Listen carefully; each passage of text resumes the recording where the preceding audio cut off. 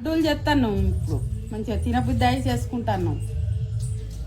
కొంచెం సోల పొడి వేసుకోవాలి, ఉప్పు వేస్తాను కొద్దిగా, కొంచెం ఉప్పు, కలర్ కోసం కొంచెం కలర్ వేసి ఇలా కలర్ మంచిగా రావని ఇది పోస్తాను.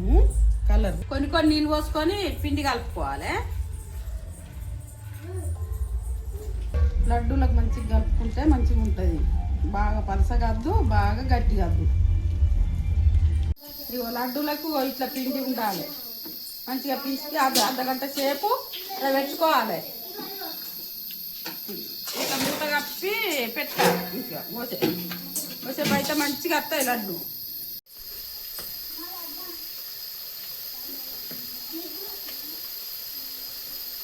మంచిగా కలర్ పోసిన కలర్ మంచిగా కనిపిస్తాయి.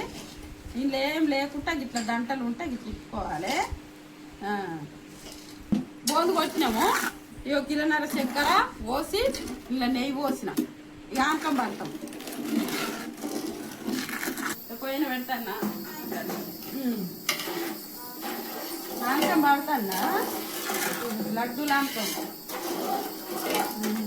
తిప్పుకుంటూ ఉండాలి. మంచిగా ఆనకం వచ్చేదాకా లడ్డు మంచిగా ఉంటుంది. బాగా ముదురుగా బాగా లేతగా రావాలి.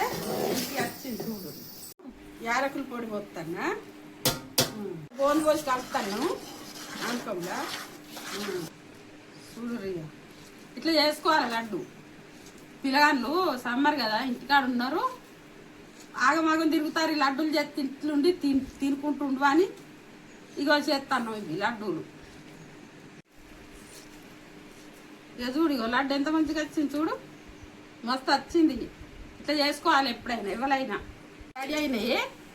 నచ్చితే మీరు కూడా చేసుకోర్రి, షేర్ చేయండి, లైక్ చేయండి.